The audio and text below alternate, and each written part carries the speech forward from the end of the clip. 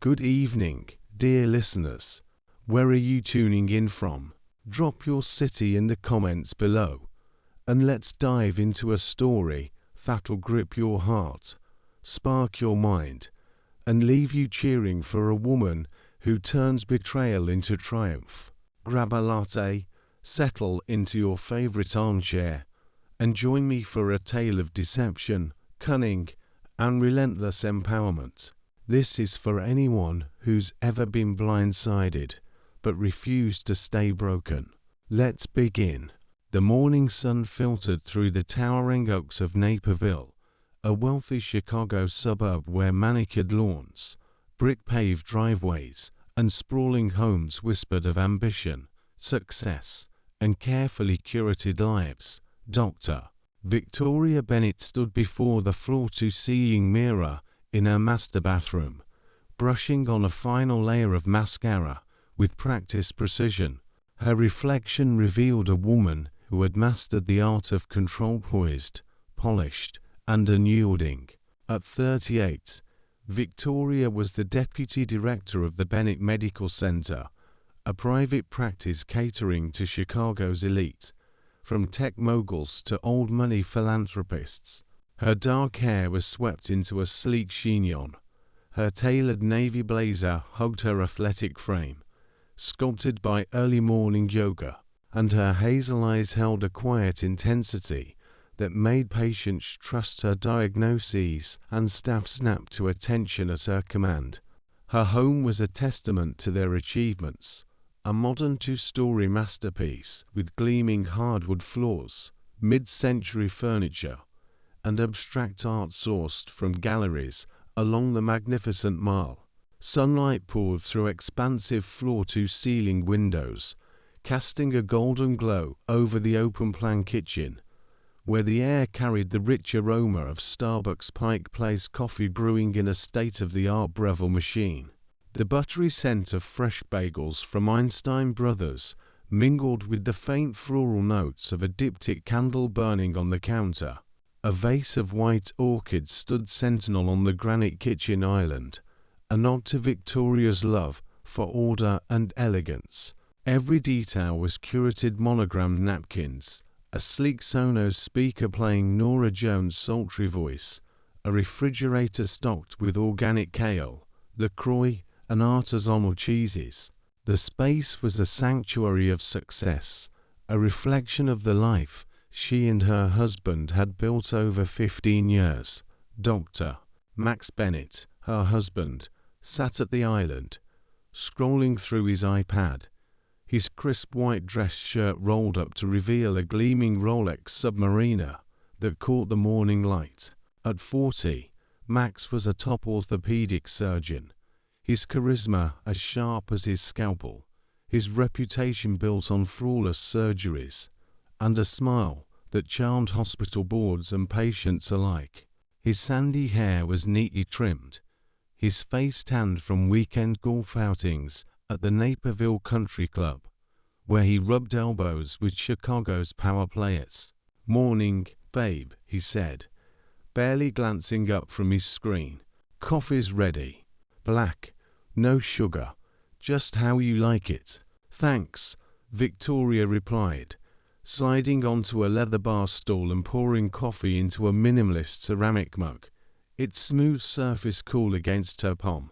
Their morning routine was a well-choreographed dance, honed over 15 years of marriage, each step as predictable as a heartbeat.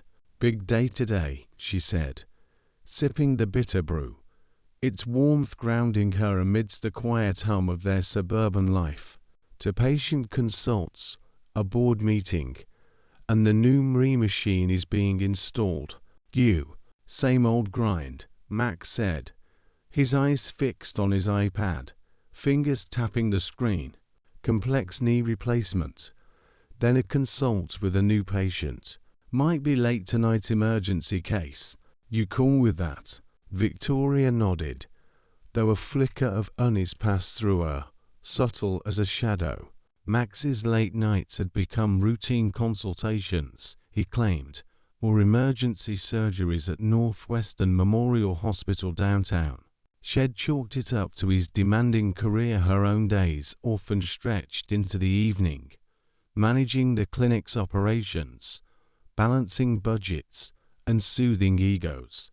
"Fine by me," she said, her voice steady, betraying none of her growing suspicion. "What about the lake house this weekend? We haven't been to Saugatuck in ages. Could be nice to unplug, walk the dunes, maybe crack open that bottle of Napa Valley Cabernet we've been saving."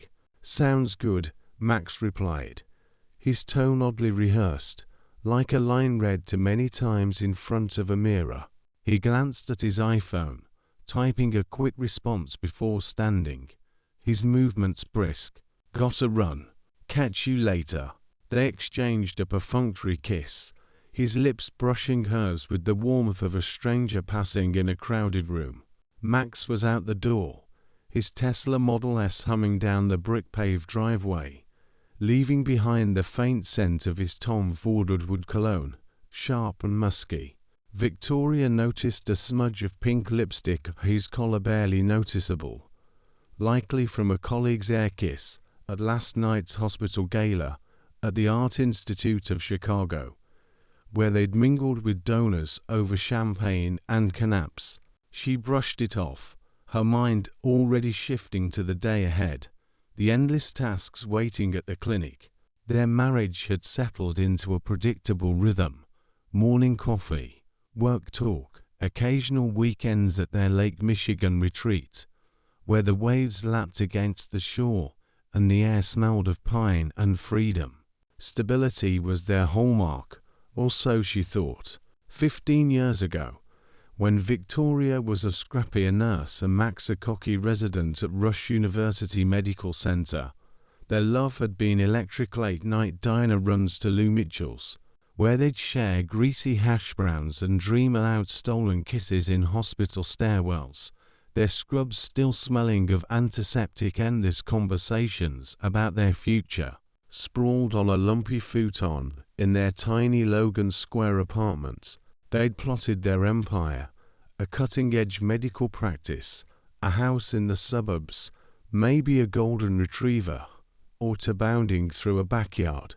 "We're unstoppable," Max had said one night, his eyes bright with ambition, his hand tangled in hers. Now, that fire seemed dimmed, their mornings mechanical, their conversations clipped. Victoria didn't mind or hadn't, until now. Stability, she told herself, was the reward for surviving the chaos of youth. But as she sipped her coffee, staring at the empty chair where Max had sat, a quiet doubt gnawed at her. When had their mornings become so hollow? When had his smiles stopped reaching his eyes? The Bennett Medical Center stood in downtown Naperville, its sleek glass facade glinting under the morning sun, a beacon of modern medicine amidst the quaint brick storefronts and tree-lined streets. The lobby was a study in luxury, marble floors polished to a mirror shine, a bubbling water feature that soothed the nerves, and a soft jazz playlist Miles Davis today floating through hidden speakers. It felt more like a five-star spa than a clinic, a deliberate choice to make Chicago's elite feel pampered while they awaited blood work or Botox. "Morning, Doctor." Bennett greeted Sarah, the receptionist, handing Victoria a tablet with the day's schedule. Her crisp white blouse and warm smile were as reliable as the sunrise, her efficiency a cornerstone of the practice. Staff meeting at 9, consults until 2. Then a call with the equipment vendor about the Marie. "Oh, and dermatology needs your sign-off on the new laser system." "Thanks, Sarah," Victoria said, scanning the tablet, her fingers brushing the smooth glass screen. "Any update on that patient with the allergic reaction?" "All handled," Sarah replied, her voice crisp. "Reaction to the new filler. We switched her to a hypoallergenic protocol, and she's stable. Follow-up scheduled for Friday." "Good work," Victoria said, nodding. She thrived on this control, precision, the ability to steer a complex operation with the finesse of a conductor.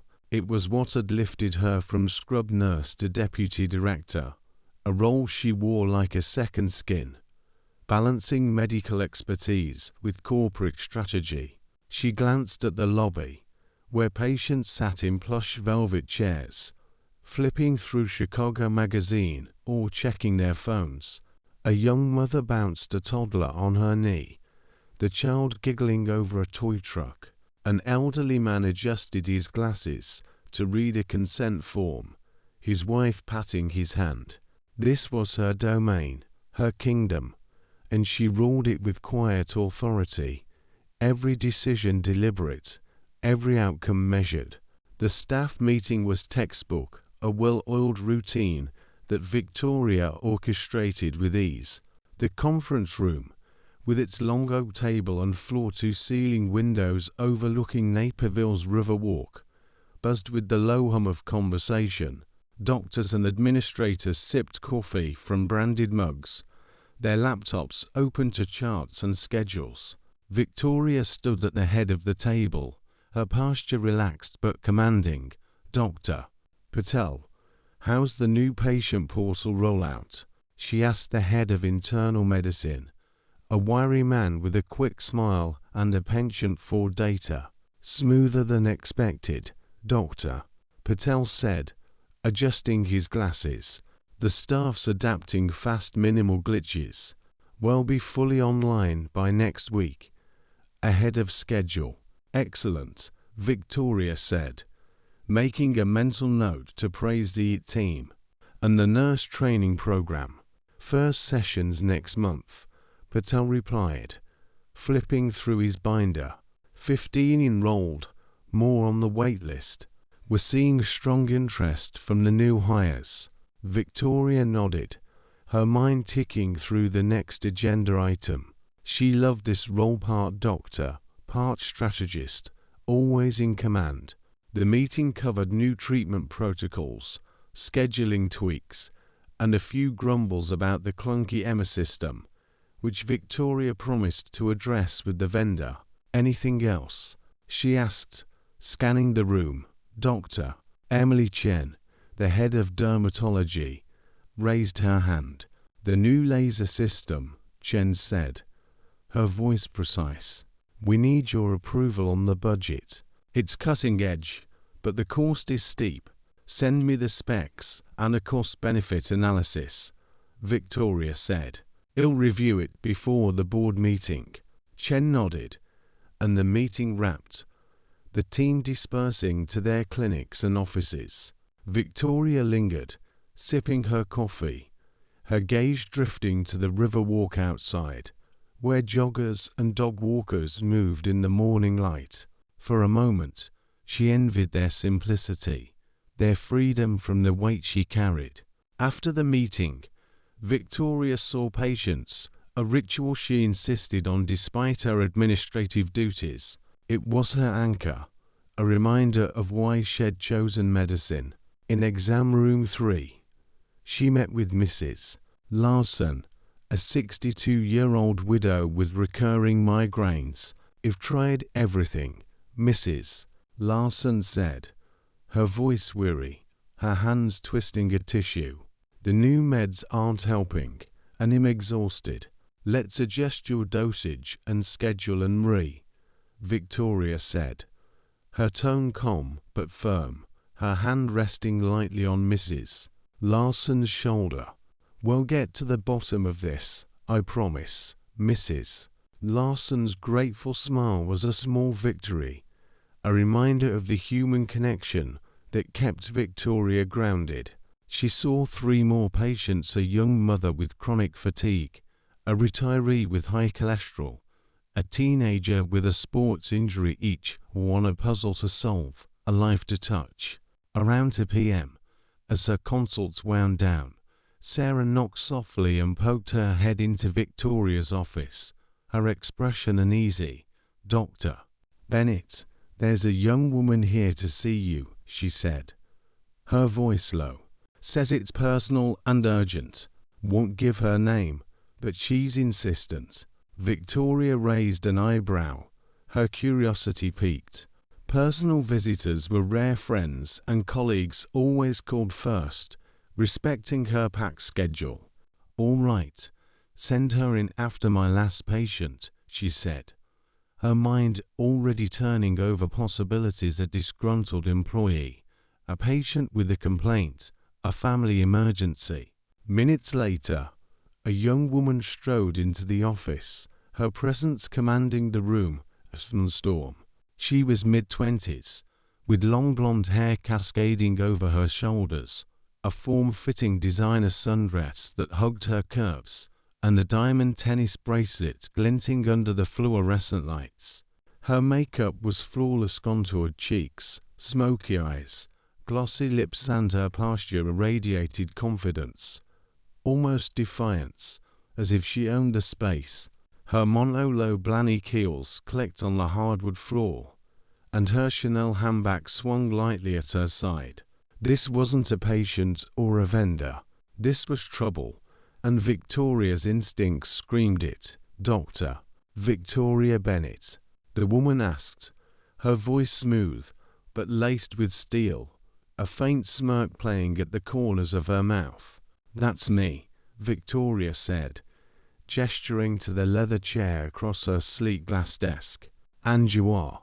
The woman sat, crossing her legs with deliberate grace, her heels catching the light. "I'm Ashley Parker," she said, her blue eyes locking onto Victoria's with a boldness that bordered on challenge. "And I'm here to talk about your husband." Victoria's heart skipped a beat, a cold jolt running through her. Her first thought was an accident: car crash, hospital, something catastrophic. Her hand instinctively reached for her phone, her fingers brushing the screen. "Is Max okay?" she asked, her voice steady despite the sudden tightness in her chest, years of handling medical crises keeping her grounded. "Oh, he's fine," Ashley said, her smirk widening, her eyes gleaming with a mix of triumph and malice. "Better than fine, actually. Hayes been with me for over a year, and we're expecting a baby." The words hit like a freight train, knocking the air from Victoria's lungs. The room seemed to tilt, the familiar scent of antiseptic turning acrid in her nose. Her mouth went dry, her pulse hammering in her temples, a deafening roar in her ears. But years of training stitching wounds under pressure, delivering bad news to families, kept her composed, her face a mask of calm. "I'm sorry. What did you say?" she asked, her voice low, almost robotic, as if testing the words for truth. Ashley leaned back in the chair, clearly savoring the moment, her fingers brushing the diamond bracelet as if to draw attention to it. "Max has been cheating on you with me for 14 months, she said, her tone deliberate, each word a calculated strike. "We're in love and impregnant. I thought you should know." Victoria's mind raced, fragments of the past year snapping into place like a puzzle she'd been too blind to solve. Max's late nights, his sudden obsession with CrossFit, the new spicy cologne he'd started wearing, the way he'd linger over his phone, silencing it when she entered the room. She'd dismissed the signs as work stress, the inevitable strain of their high-powered careers. Now, they glared like neon, impossible to ignore. "Why are you telling me this?" she asked, her tone icy, betraying none of the storm raging inside, her hands clasped tightly to keep them from trembling. "Because in playing fair," Ashley said, her eyes gleaming with a mix of triumph and challenge, her voice dripping with mock sincerity. "Max says your marriage is a sham, that you're more like roommates than lovers, but I wanted to give you a heads up. He loves me, and he's only staying with you out of habit, or maybe pity." Each word was a dagger, slicing through the carefully constructed fod of Victoria's life. She clenched her jaw, fighting the urge to react, to scream, to throw something. Instead, she leaned forward slightly, her eyes narrowing. "How long, exactly?" she asked, her voice steady but cold, a surgeon's precision in her tone. "We met at a medical conference in Miami last spring," Ashley said, her tone softening, almost nostalgic, as if reliving a fond memory. "I was modeling for a skincare brand demonstrating their new laser treatment. Max couldn't take his eyes off me. Said I was the most beautiful woman he'd ever seen. We started grabbing coffee at Cafembria, then dinners at places like Alinea, just the two of us. Now he rents me a condo in the Loop, a little place with a view of the skyline. He says he feels alive with me, something he hasn't felt with you in years." Victoria's chest tightened, a cold weight settling there, heavy as stone. She remembered that conference Max had come back energized, talking about new connections in the industry, his eyes bright with an excitement she hadn't seen in years. She'd been proud of his networking, not suspecting he was building a double life. The memory stung, a betrayal layered on top of betrayal. "Does he know you're here?" she asked, her eyes narrowing further, searching Ashley's face for any crack in her confidence. "No. This is my move," Ashley said, her voice hardening, her posture stiffening. "I'm 25, and I'm not wasting my life as his side piece. With a baby on the way, he needs to choose. I'm just speeding things up." "And the pregnancy?" Victoria asked, clinging to a shred of hope that this was a bluff, her mind racing through possibilities, a lie, a manipulation, a desperate ploy. 8 weeks, Ashley said, resting a manicured hand on her stomach with theatrical tenderness, her eyes gleaming with satisfaction. "Max doesn't know yet, but he'll be thrilled. Hayes always wanted kids, right? Too bad you didn't." That was a lie, and it cut deep.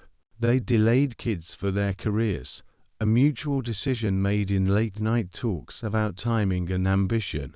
They'd agreed to wait until the practice was stable, until they could balance family with their relentless schedules. But Ashley's jab landed, reopening old wounds, stirring doubts Victoria had buried years ago. Had Max resented their choice? Had he blamed her? She stood, signaling the end of the conversation, her movements deliberate, controlled. "Thank you for your honesty," she said. Her voice clipped, sharp as a scalpel. "He'll handle this." Ashley blinked, clearly expecting tears, hysterics, or a plea to spare her marriage. Her confidence faltered for a moment, a flicker of uncertainty in her eyes. "So, what are you gonna do?" she asked, a hint of curiosity breaking through her bravado, her fingers tightening around her handbag. "Think," Victoria said curtly, her gaze unwavering, her tone final. "Goodbye?" Ashley hesitated, then stood, smoothing her dress with a forced smile. She turned and left, her heels clicking down the hall, leaving behind a faint trace of her floral perfume. Victoria locked her office door and sank into her leather chair. The world outside, continuing cars honked on Washington Street. Patients murmured in the waiting room. The jazz playlist looped to Coltrane, but her reality had shattered. Her hands trembled, but no tears came. Instead, a cold clarity settled over her, like the calm before a high-stakes surgery, when every move had to be precise, every outcome life or death. She opened her phone and scrolled through photos of her and Max smiling at a Cubs game at Dolly Field, toasting champagne at their lake house, posing at a black-tie fundraiser in the Palmer House ballroom. Now, every moment looked tainted, a lie captured in pixels. His distracted glances, the cancelled vacations, the perfunctory kisses, it all made sense. How had she been so blind? She closed her eyes, letting the memories flood back, each one a piece of the puzzle she'd ignored. Their early days, when love was raw and unfiltered, played like a movie in her mind. Max had been her rock, her partner in climbing the brutal ladder of medicine. They'd met during a chaotic night shift in the Victoria stitching a wound, while Max assisted. His steady hands and quick wit calming her nerves. They'd built this life together: house, practice, reputation, a shared dream of making a mark on the world. And now had traded it for a 25-year-old model with a taste for luxury. A woman who thought she could waltz into Victoria's office and claim her life. The betrayal stung, but what burned hotter was the realization that she'd let herself become complacent, lulled by the comfort of routine, trusting a man who'd stopped deserving it. She remembered a late-night conversation in their old Logan Square apartment. Max sprawled on the couch, a beer in hand, promising they'd conquer the world together. "We're unstoppable," Head said, his eyes bright with ambition, his hand tangled in hers as they laughed about their future. Now, those words felt like a mockery, a promise broken in the worst way. Victoria opened her eyes, her resolve hardening. She wasn't the naive nurse anymore, nor the trusting wife who ignored red flags. She was a strategist, a survivor, and she would not let Max dismantle their life without a fight. She picked up her phone and dialed her old friend, Tom Reynolds, a divorce attorney with a reputation for winning unwinnable cases. His sharp mind and sharp instincts honed by years in Chicago's cutthroat legal scene. "Tom, I need you," she said, her voice steady despite the chaos in her mind. "Can we meet tonight?" "Of course," Tom replied, his tone shifting to concern, sensing the steel in her voice. "O'Malley's, 7 p.m. What's going on, Vic?" "It's Max. He's cheating, and I need to play this smart." O'Malley's pub, tucked in a quiet corner of Naperville, was their go-to for serious talks. Its dark wood paneling, craft beer taps, and low hum of conversation offering the perfect blend of privacy and comfort. The walls were lined with vintage Chicago photos, Wrigley Field in the 80s, the L rumbling through the loop giving the place a cozy, nostalgic vibe. Tom, a sharp 42-year-old with a neatly trimmed beard and piercing grey eyes, waited in a corner booth, his suit jacket draped over the chair, a glass of Goose Island IPA in hand. "You look different, Vic," he said as she slid into the booth, his lawyer's intuition picking up on the fire in her eyes. "What's up?" "Max has a mistress," Victoria said flatly, sliding her phone across the table to show a screenshot of Ashley's Instagram designer bags, Maldives sunsets, a smug smile in a selfie captioned "Living Mib's life." "She showed up at my office today, says she's pregnant and wants me to let him go." Tom's jaw tightened, his fingers drumming on the table, his eyes narrowing as he studied the photo. "That's bold," he said, his voice low, edged with disbelief. "Marching into your workplace. Who does she think she is? Some reality TV star? Someone who thinks she's already won," Victoria said, sipping a bourbon, the burn grounding her, steadying her nerves. "But I'm not here to cry, Tom. I'm here to fight. I need to know everything about our finances, accounts, properties, investments. I think Max has been hiding assets, maybe 4 years." Tom pulled out a legal pad, his pen poised, his expression all business. "All right, let's start with what you know. The house, jointly owned, but Max put down the deposit from his trust fund before we married," Victoria said, her mind razor sharp, every detail catalogued. "The practice was his baby, but I helped secure the licenses, permits, even the initial funding through my contacts.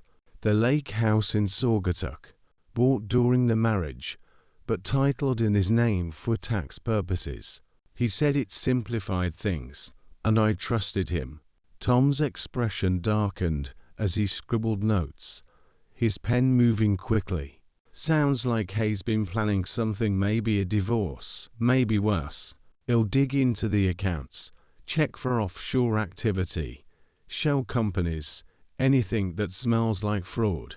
You sure you want to go full scorched earth? I'm not losing everything because he got bored, Victoria said, her voice like steel, her eyes burning with determination. He thinks him clueless. That's his mistake.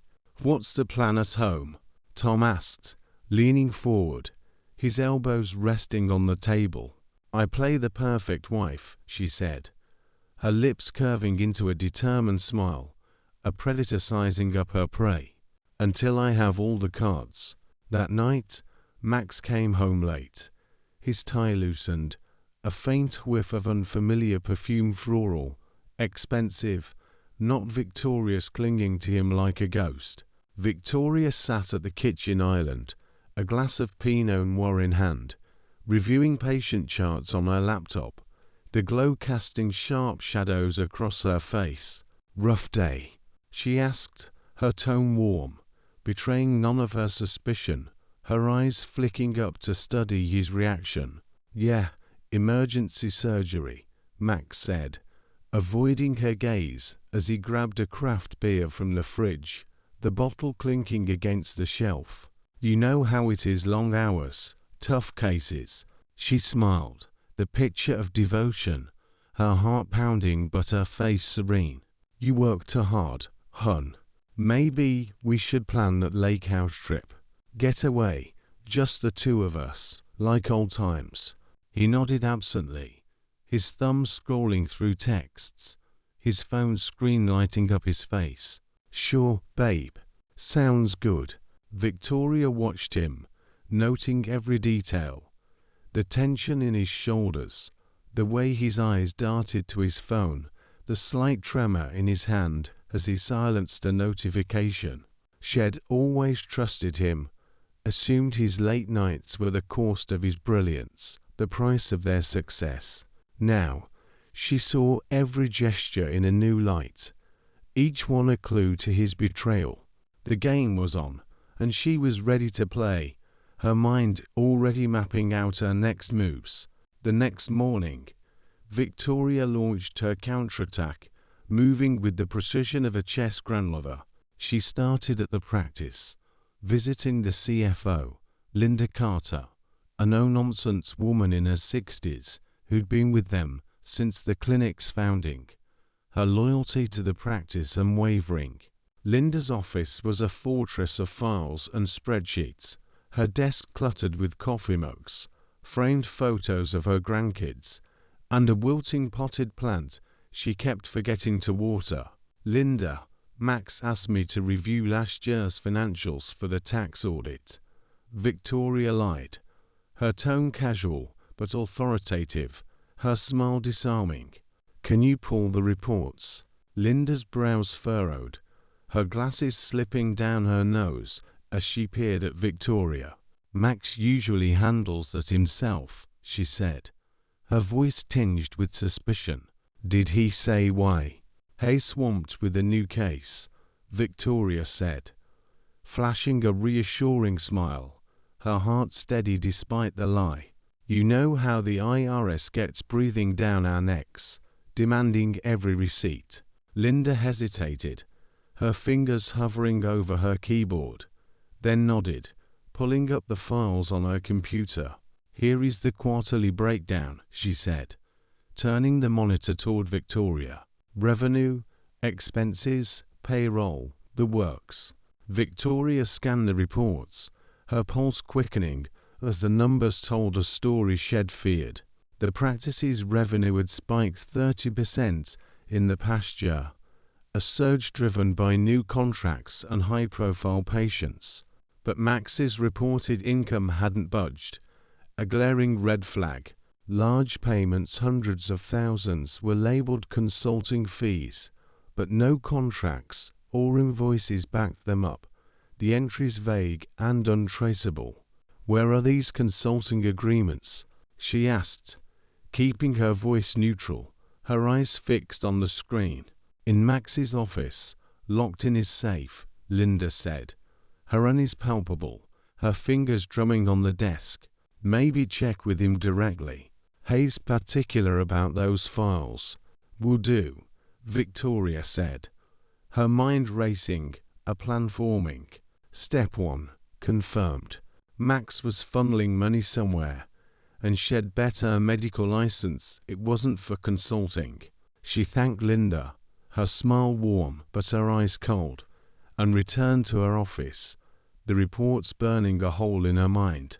She spent the afternoon poring over the data, cross-referencing it with old tax filings she'd pulled from their home safe the night before. The numbers didn't add up. Revenue was being siphoned off, likely to an account she didn't know about. She remembered a conversation from years ago, when Max had bragged about a colleague who'd outsmarted a divorce settlement by hiding assets offshore, funneling money through shell companies in the Caymans. At the time, she'd laughed it off as unethical nonsense, a boast from a man who loved to talk big. Now, it felt like a blueprint, a playbook Max was following to erase her from their shared empire. Next, she turned her sights on Ashley, the woman who dared to walk into her office and claim her life. Using a burner phone app Tom recommended, Victoria called Ashley, disguising her voice as an older woman with a faint Midwestern twang, the kind you'd hear in a small-town diner. Hi, dear. This is Mrs. Larson, a friend of Max's mom from the lake house, she said. Her tone warm but urgent, her words carefully chosen. Can you tell Max there's a family emergency? He needs to come home ASAP. Emergency. Ashley's voice trembled, betraying her youth, her confidence cracking. What's wrong? Is it his mom? Just family stuff, dear, Victoria said, keeping her tone vague but insistent. Not a hospital thing. Tell him to head home, all right.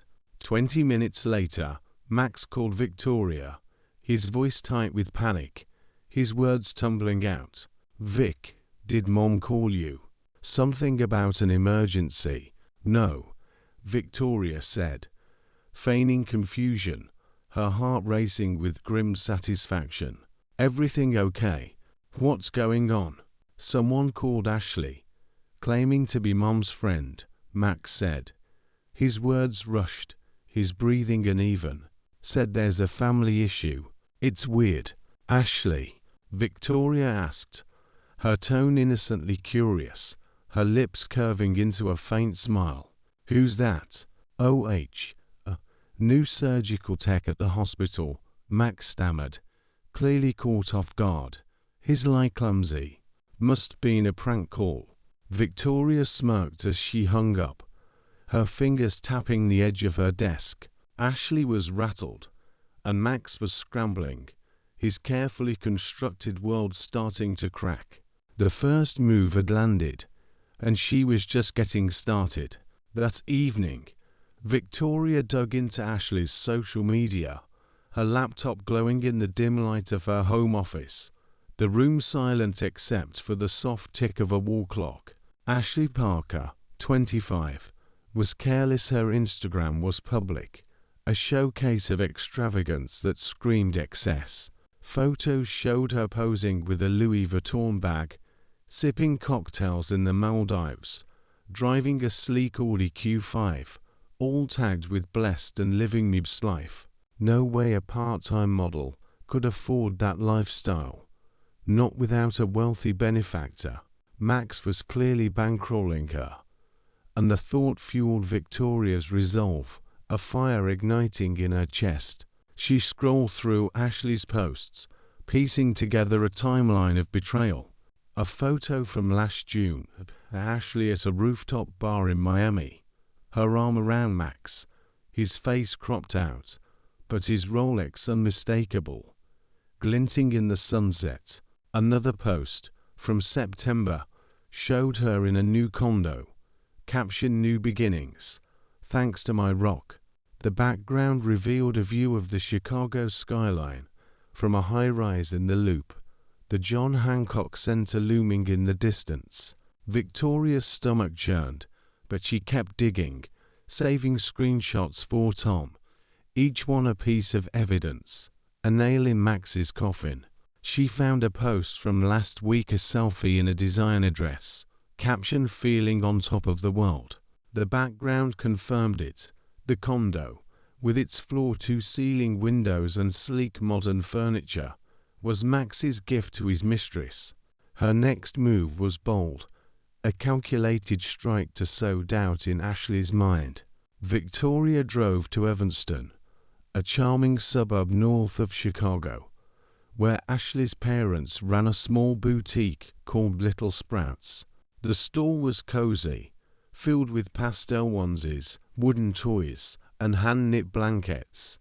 Its walls adorned with photos of local kids smiling in Little Sprouts gear. Diane Parker, Ashley's mom, was a kind woman in her 50s. Her graying hair pulled into a neat bun, her smile warm as she greeted customers. "Hi, Diane," Victoria said, extending a hand, her voice steady despite the lie. "I'm Emily, a colleague of Ashley's from the modeling agency. I'm worried about her." Diane's smile faltered, her hands pausing as she folded a stack of baby bibs. "Worried? Is she okay?" she asked, her voice tinged with maternal concern. "She's been distracted," Victoria said, her tone gentle but deliberate, her words chosen to pierce. "Caught up with this married doctor. I hate to say it, but I think he's stringing her along, making promises he can't keep." Diane's face fell, her hands clutching the bibs tightly. "Married? Ashley never mentioned she's been getting gifts, trips, a new car, but I thought it was her modeling gigs." "She's young, trusting," Victoria said, laying it on thick, her voice soft but lethal. "But men like him rarely leave their wives. Ashley deserves better, a real future, not empty promises from someone who's already taken." Diane's eyes welled with tears, her voice trembling. "I had no idea. I'll talk to her. Thank you for telling me." Victoria left the boutique, a quiet satisfaction settling in her chest. Seeds of doubt planted, roots that would grow and choke Ashley's confidence. The girl's perfect little fantasy was about to crack, and Victoria was the one wielding the hammer. Next, she hired a private investigator, Mike Sullivan, a grizzled ex-cop with a knack for discretion and a reputation for getting results. They met at a dive bar in Wicker Park, far from Naperville's prying eyes, the kind of place where the jukebox played Springsteen and the air smelled of stale beer and fried onions. Mike's weathered face and no-nonsense demeanor inspired confidence, his leather jacket and steel grey eyes marking him as someone who'd seen it all. "I need everything on Max," Victoria said, sliding a folder across the sticky table, its pages filled with his schedule, known haunts, and a photo of Ashley. Photos, videos, bank records, the works. "And I want him to notice you eventually, but not yet." "Got it," Mike said, sipping a whiskey, his voice gravelly. "You want him paranoid." "Exactly," Victoria said, her eyes glinting, her fingers tightening around her own glass. "He thinks he's untouchable. Let's change that." Over the next week, Victoria played her role at home with Oscar-worthy precision, her every move calculated to keep Max off balance. She cooked his favorite steak dinner, medium rare with rosemary and garlic, the kitchen filled with the savory aroma. She asked about his day, her voice warm, her eyes studying his every reaction. She suggested romantic getaways, a weekend in Napa, a trip to Paris watching him squirm. He mumbled vague agreements. Max came home later each night. His excuses flimsy: a late consult, a hospital board meeting, a complex case that kept him at the hospital until midnight. She noted every detail: the new leather jacket, the gym bag he never used to carry, the way he silenced his phone when it buzzed, his fingers fumbling to hide the screen. On Wednesday, she met with Dr. Patel again, this time to discuss the reinstallation, her mind half on the conversation, half on Max's betrayal. They stood in the imaging wing, where technicians were unpacking crates of equipment, the air humming with the promise of new technology, the vendors pushing for a faster timeline, Patel said, flipping through a binder of specs, his voice enthusiastic. They want it operational by next month, which is ambitious. That's aggressive, Victoria said, her tone calm, but her thoughts elsewhere. What's the hold-up? Training staff on the new software, Patel said, adjusting his glasses. It's complex, but well managed. The team's motivated. Keep me posted, Victoria said, forcing a smile, her mind drifting to Max's locked office down the hall. What was he hiding in that safe? Contracts, bank records, proof of his double life. She excused herself, walking past Max's office, her heels clicking on the polished floor. The door was locked, as always, the frosted glass revealing nothing. She made a mental note to find a way in, her resolve hardening with each step. Mike's first report came on Friday, delivered over a secure call as Victoria sat in her office, the door closed, the blinds drawn. Your husband's been visiting a condo in the Loop 1-10 North Dearborn, Mike said, his voice steady, professional, rented in cash, under a shell company called Horizon Ventures. Hayes there 3-4 times a week, always with the same woman, blonde, mid-20s, matches your description of Ashley Parker. Any financials? Victoria asked, her voice calm but her heart racing, her pen tapping the edge of her desk. Hayes funneling money through the practice, Mike said. I got bank records showing $100,000 in consulting fees to an account linked to Ashley Parker. Plus, the condo's lease is paid 2 years in advance, cash, no paper trail. Victoria's jaw tightened, her nails digging into her palm. Max wasn't just cheating, he was building a second life, brick by brick, using their shared wealth to fund it. Keep digging, she said, her tone cold, and start letting him see you. Nothing obvious, just enough to make him sweat. On it, Mike said, a hint of a grin in his voice. I'll tail him to the condo tomorrow. Maybe let him catch a glimpse of me in the rear view. Tom's findings were even more damning. They met over coffee at a River North cafe, the kind of place with exposed brick walls and barristers who knew your name. Tom slid a folder across the table, his face grim. Max has an offshore account in the Caymans, he said, his voice low, barely audible over the hiss of the espresso machine. 1.8 million funneled through those consulting payments. The lake house in Saugatuck, transferred to his cousin, Eddie, a deadbeat with a rap sheet for tax evasion. It's a sham sale to hide assets, plain and simple. Victoria's blood ran cold, her fingers tightening around her coffee cup. Hayes planning a divorce, she said, more to herself than Tom, her voice barely above a whisper. Or worse, disappearing with everything. There's more, Tom said, his eyes narrowing. I got a tip from a contact at a law firm downtown. Max is drafting a contract to sell the practice $12 million to an offshore shell company. Hayes liquidating. Vic, if he pulls this off, you could be left with nothing but the house and a few bank accounts. Victoria leaned back, her mind racing, a storm of calculations and strategies swirling behind her calm exterior. Max wasn't just betraying her, he was dismantling their life, piece by piece, planning to vanish with their wealth and leave her scrambling. "We need to move fast," she said, her voice steady, her resolve hardening like steel. "What can we do?" "I'll start pulling records, bank statements, property deeds, anything we can use in court," Tom said, his pen tapping the folder.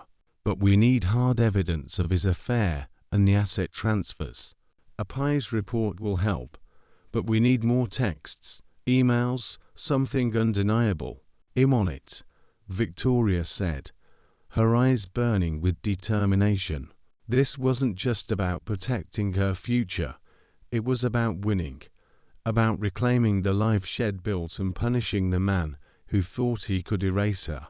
She upped the pressure on Ashley, her next move a masterstroke of psychological warfare. Knowing Ashley worked out at a trendy gym in River North, Victoria bought a guest pass and timed her visit perfectly, slipping into the locker room just as Ashley was tying her sneakers, her blonde hair pulled into a messy bun. Ashley looked like a shadow of the confident woman who'd strutted into Victoria's office bail, dark circles under her eyes, her hands shaking slightly. "Ashley, from my office," Victoria said, feigning surprise, her voice warm but her eyes calculating. "I've been thinking about our talk. I mentioned it to Max, hinted I know about you. He got so nervous. Said he's not ready for big changes." Ashley's face crumpled, her voice barely a whisper, her eyes darting away. "But the baby, he mentioned it," Victoria lead, her tone sympathetic but calculated, each word a dart aimed at Ashley's heart. "Said it complicates things. Maybe don't rush him, Ashley. Men hate ultimatums, especially men like Max." Ashley's eyes filled with tears, her voice breaking, her hands twisting the straps of her gym bag. "I love him. He said he'd leave you, that we'd be together." "I know," Victoria said, softening her voice like a concerned friend, her words dripping with false empathy. "But you're young, Ashley. Don't waste your best years waiting for someone who's already married." Victoria left the gym, a quiet thrill coursing through her, her heart pounding with the satisfaction of a well-placed move. Ashley was unraveling, her confidence eroding, and Max was next in line. By the end of the week, Mike reported chaos, his voice crackling over the secure line. "They're fighting non-stop," he said, sharing audio from a bug head planted near the condo's door, a device small enough to blend into the hallway's decor. "She's screaming about broken promises, Hayes telling her to calm down, saying she's ruining everything. Yesterday, she threw a wine glass at him shattered on the wall." Victoria smiled grimly, her fingers tapping her desk. "Good. Keep watching. I want every detail."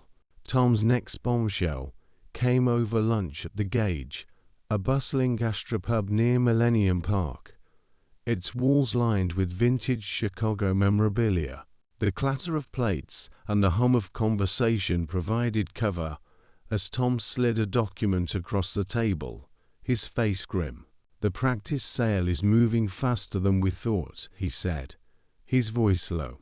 "Max is meeting buyers next week, some offshore group tied to the shell company. If he closes this deal, he could vanish with the money, leaving you with nothing." Victoria's heart pounded, but her resolve didn't waver, her mind sharp as a blade. "Then we hit him where it hurts," she said, her voice cold, her eyes locked on Tom's. "Send an anonymous tip to the IRS. Include the bank records, the offshore account, the shell company, everything." "You sure?" Tom asked, his eyes searching hers, his brow furrowed. "This could trigger a full audit, maybe criminal charges." "It's a nuclear option, Vic. Do it." Victoria said, her tone final, her hands steady. He's not walking away with our life. Days later, Max got the IRS notice. He came home pale, his usual swagger gone, his face etched with panic. He collapsed onto the living room couch, his hands shaking as he clutched a glass of scotch. "Vic, we've got a problem," he said, his voice hoarse. "The IRS is auditing the practice. Says there's a tip about irregularities. They're digging into everything." Victoria feigned concern, pouring him another scotch, her movements deliberate, her face a mask of sympathy. "That's awful, hun," she said, her voice soft. "But your books are clean, right? You've always been careful." "I thought so," Max muttered, staring into his glass, his eyes hollow. "But now I'm not sure. They could freeze our accounts, seize records. It's a nightmare, Vic." "We'll get through this," Victoria said, resting a hand on his shoulder, her touch light, but her heart cold. Together, but inside. She was a coiled spring, her plan unfolding perfectly. The trap was closing, and Max didn't even see it. Ashley called her the next day, her voice raw from crying, her words tumbling out in a desperate rush. "He dumped me," she sobbed, her voice breaking over the phone. "Called me a liar. Said I made it all up about the baby. I lost my job. My parents won't talk to me. Why didn't you warn me he was a jerk?" "You wouldn't have listened," Victoria said, her tone measured, her words sharp. "You had to see it for yourself." The final blow came when Max, cornered by the IRS and Ashley's threats to go public, begged for forgiveness. They sat at their dining table, candles flickering in the dim light, a bottle of Napa Valley Cabernet open between them, its rich aroma mingling with the tension in the air. Max looked haggard, new lines etched into his face, his eyes bloodshot. "Vicky, I messed up," he said, his voice breaking, his hands clasped tightly. "It was a stupid fling, nothing more. She lied about the pregnancy, faked it to trap me. I want us to start over, please." Victoria leaned back, her eyes cold, her fingers tracing the rim of her wineglass. "And the practice?" she asked, her voice calm but lethal.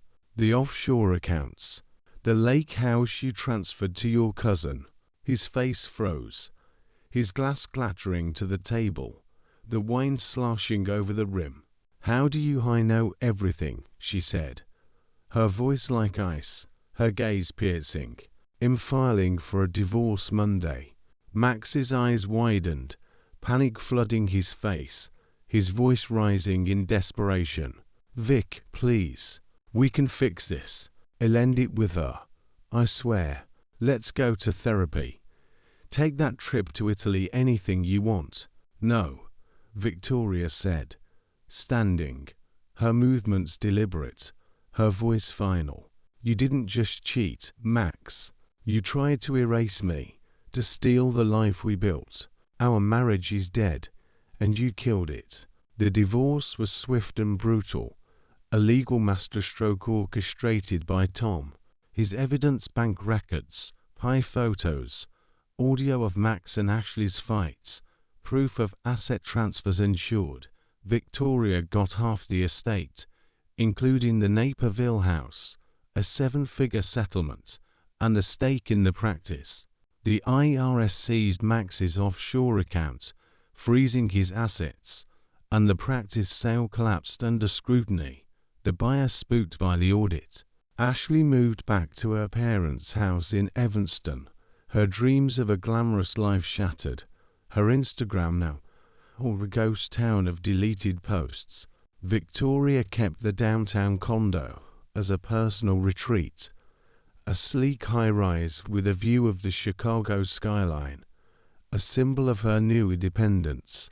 She redecorated it in her own style, clean lines, neutral tones, a stark contrast to the ostentatious luxury Ashley had favored. One evening, she met Tom for dinner at Girl and the Goat, a trendy West Loop restaurant buzzing with energy. Its menu a parade of bold flavors. The city skyline glittered outside, a constellation of possibility, the lights of the Willis Tower piercing the night. To new beginnings, Tom toasted, raising his wine glass, his smile warm.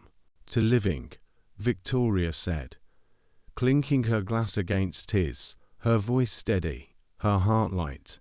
The woman reflected in the restaurant's mirrored wall wasn't the naive wife of a month ago, the one who trusted blindly and ignored red flags. She was stronger, sharper, free. She thought of the lake house, its cedar walls and wraparound porch, the practice with its gleaming equipment, the life shed built with Max and the life shed built without him. As Chicago's lights sparkled, Victoria knew the best was yet to come. What do you think, listeners? Did Victoria go too far? Or was she right to take control? Should she have given Max a second chance? Or was his betrayal too deep? Share your thoughts in the comments. And don't forget to like and subscribe.